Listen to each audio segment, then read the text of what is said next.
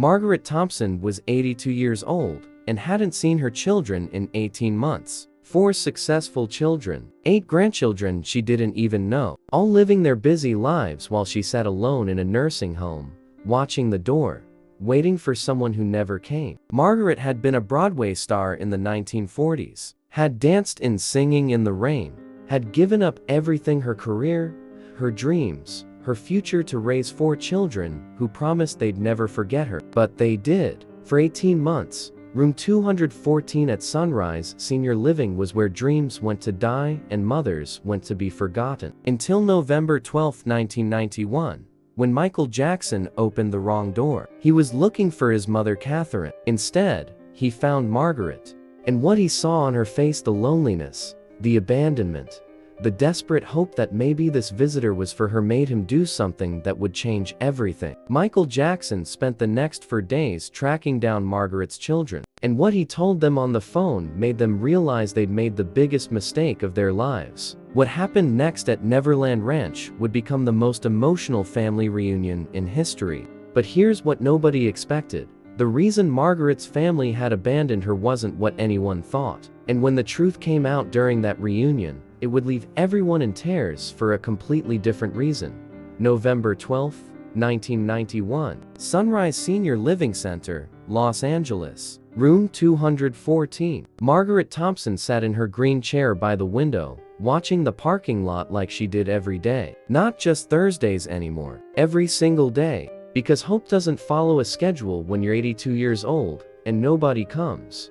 The chair faced the parking lot at exactly the right angle. She'd moved it herself months ago, inch by inch over several days, until she could see every car that entered, every visitor who arrived, every family reunion that happened to everyone except her. The nurses had offered to help move it, but Margaret had refused. This was her task, her ritual, her last act of control in a life where control had slipped away like water through aging fingers. Margaret was 82 years old, weighed 106 pounds. Her hair was white and thin. Her hands shook slightly from arthritis. Her eyes were still sharp, still beautiful, the same green eyes that had captivated Broadway audiences in 1952. On the wall behind her hung a poster, faded now, yellowed around the edges. Singing in the Rain Broadway production 1952, and in the chorus line, third from the left, stood a young woman with those same green eyes. Beautiful, vibrant, full of dreams. Sometimes, late at night when sleep wouldn't come, Margaret would stand in front of that poster with her walker. She'd trace her young face with trembling fingers. Try to remember what it felt like to be that girl, to believe the world was full of possibility, to think that sacrificing everything for love was romantic rather than foolish. She'd whisper to that young woman in the poster, "I'm sorry. I'm so sorry I let you disappear." That was Margaret. 40 years ago, before William, before children, before sacrifice, before being forgotten, Margaret had 4 children. Robert, 58, living in San Francisco, successful lawyer. Susan, 56, living in New York, accomplished surgeon. David, 53, living in Chicago, businessman. Patricia, 50, living in Seattle, dedicated teacher. All 4 successful, all 4 thriving, all 4 too busy to visit their mother. Margaret kept a small notebook in the drawer beside her bed. In it, she'd written the last conversation she'd had with each child. Robert, "Mom, I'll call you next week, I promise. Big case right now." That was 14 months ago. Susan, "Mom, I'm between surgeries. Can I call you back?" She never did. That was 16 months ago. David, "Mom, boarding a flight to Tokyo. I'll visit when I'm back." He'd been back 6 times since then. Never visited. Patricia was the most recent. 18 months ago. "Mom, I have to run. Conference in Portland. Love you." Margaret had stopped writing after that. The notebook now just reminded her of promises nobody kept. The last time anyone had come was 18 months ago. Patricia had stopped by for 30 minutes, had been distracted, checking her phone, worried about missing her flight, had promised to visit again soon, had never come back. Margaret had 8 grandchildren. She knew their names only because she sent birthday cards every year, cards that were never acknowledged, gifts that were never thanked. Each card carefully chosen. Each gift bought with money she could barely spare. Each one sent with hope. Margaret had a system. She kept a calendar where she marked each grandchild's birthday in red. 3 weeks before each date, she'd ask the nurses to take her to the gift shop downstairs. She'd spend an hour choosing the perfect card, another hour writing the message, her arthritic hands making the task painful but necessary. She'd address the envelope in her best handwriting, wanting her grandchildren to see that their grandmother cared about presentation, about making things special. Then she'd seal it with the prayer that maybe this time, someone would respond. Jennifer, Patricia's daughter, had just turned 8. Margaret had sent her a card 3 weeks early, a pink envelope with $20 inside. Almost all the money Margaret had for the month. She'd written, "To my precious Jennifer on your 8th birthday. I love you more than all the stars in the sky. Love, Grandma Margaret." Jennifer's birthday had been 3 days ago. No call, no thank you, no acknowledgement that Margaret even existed. But Margaret told herself it was okay. They were busy, they had lives. She understood. She'd raised them to be independent, successful, strong. She'd been a Broadway star, had performed for audiences of thousands, had heard applause that shook theaters, had dreamed of a career that would make her immortal. Instead, she'd chosen love, chosen William, chosen family, chosen to give her children the life she'd never had. William had been handsome, charming, persistent. He'd come to see Singing in the Rain 7 times in 2 weeks, always sat in the same seat, always brought flowers, always waited at the stage door. "Marry me," he'd said on their 3rd date. "I'll give you everything." And he had. Everything except the one thing Margaret hadn't known she'd need. The freedom to be herself, to dance, to perform, to be more than just someone's wife and someone's mother.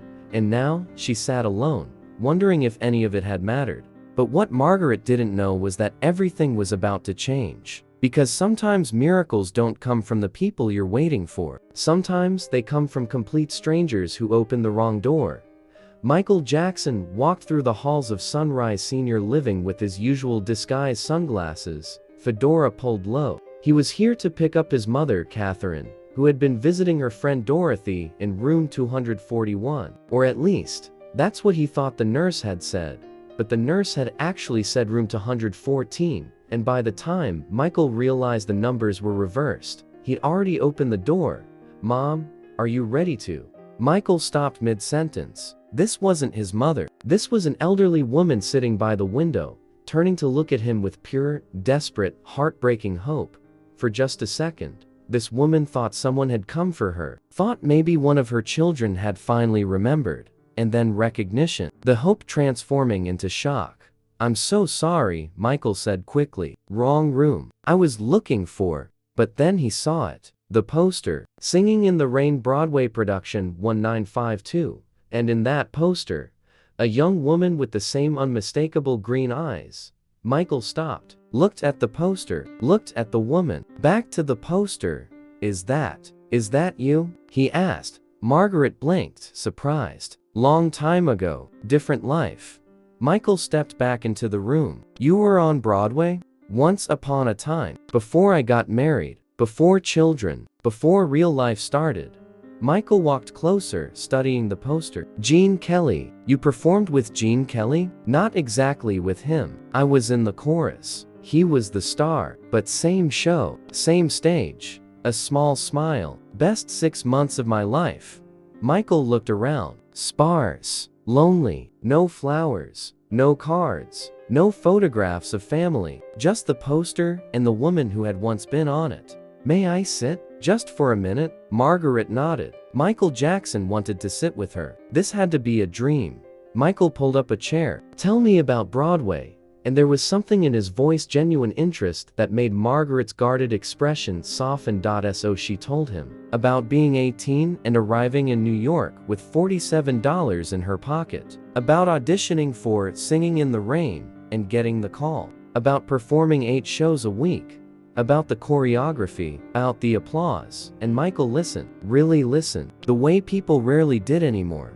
"What made you stop?" Michael asked. Margaret's smile faded. "I met William. He was wealthy, successful. He asked me to marry him. Asked me to give up Broadway. He said I didn't need to work anymore. Said he'd take care of me. Said we'd have a family. And you said yes.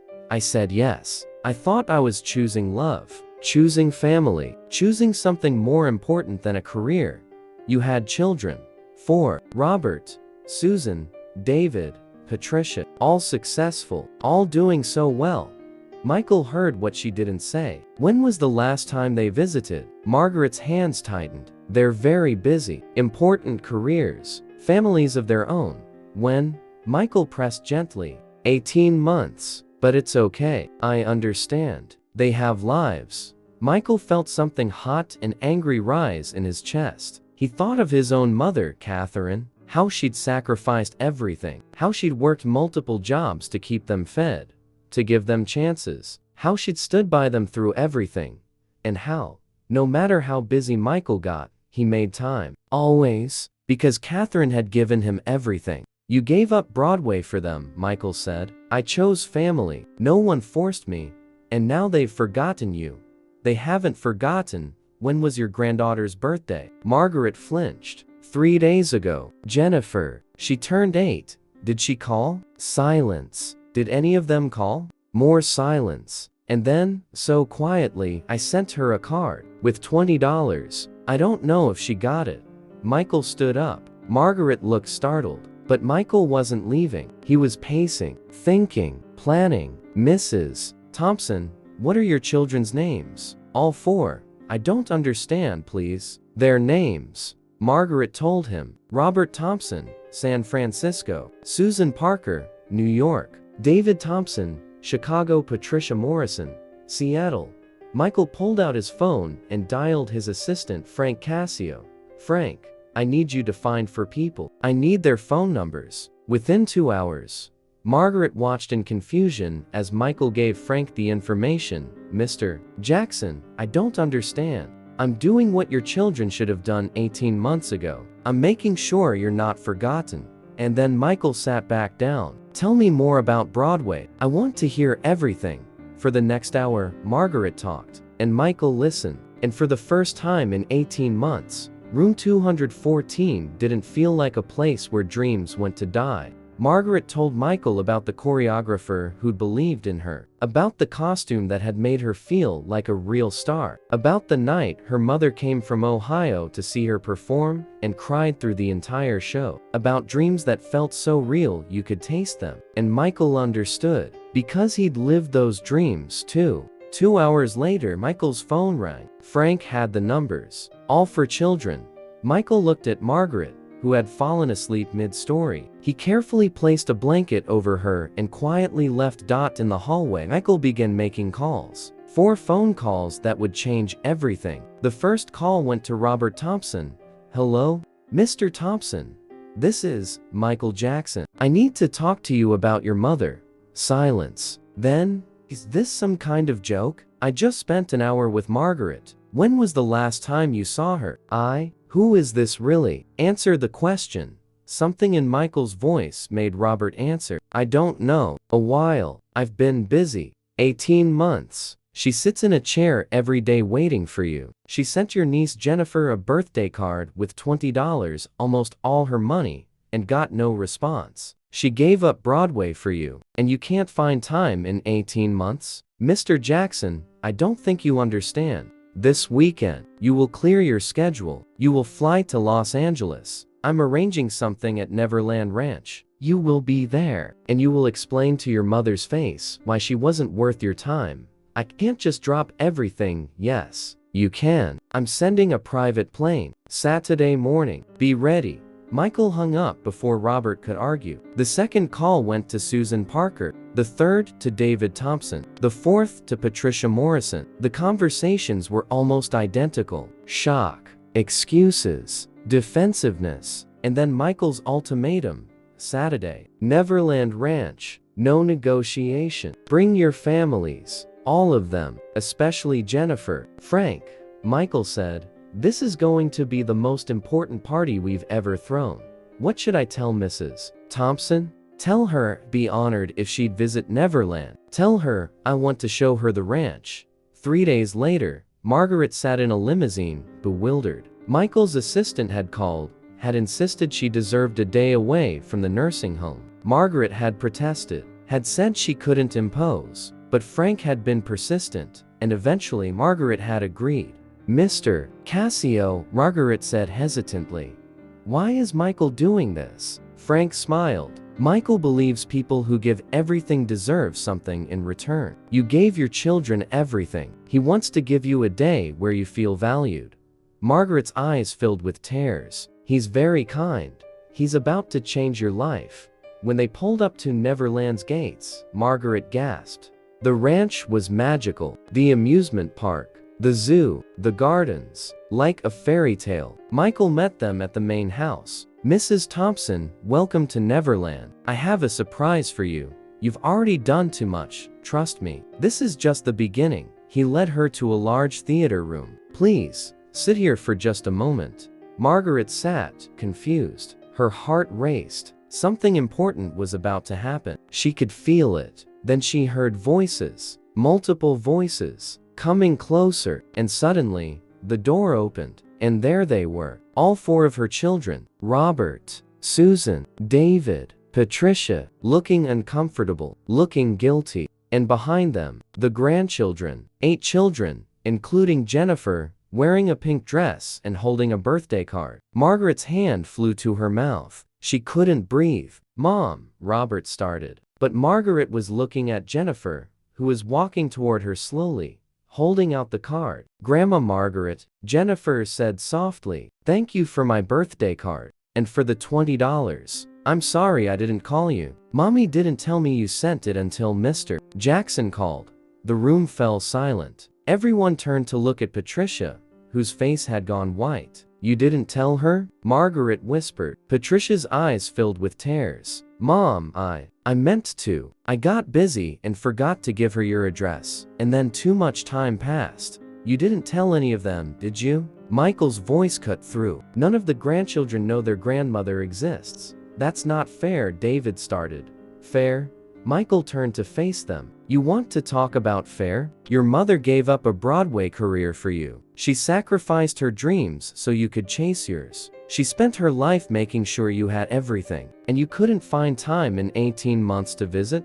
We're busy, Susan said. We have demanding careers. Your mother sat in a chair by a window every day for 18 months waiting for you. Every day, waiting, hoping. Margaret was crying now. Jennifer had climbed into her lap, and Margaret was holding her granddaughter. I didn't know, Jennifer whispered. Mommy never told me about you, but Mr. Jackson showed me pictures. You were so pretty, and you were on Broadway. That's so cool. Margaret couldn't speak, could only hold this child who should have known her. Robert dropped to his knees. Mom, I'm so sorry. We got caught up in our lives. We got busy and made excuses. And then it had been so long we were embarrassed. And the embarrassment made us stay away longer. You were ashamed of abandoning me, so you abandoned me more.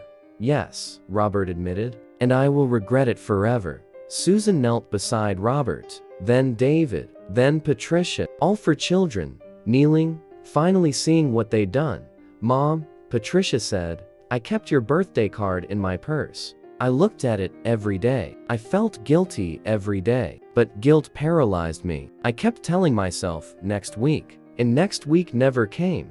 Michael watched from the doorway, his eyes damp.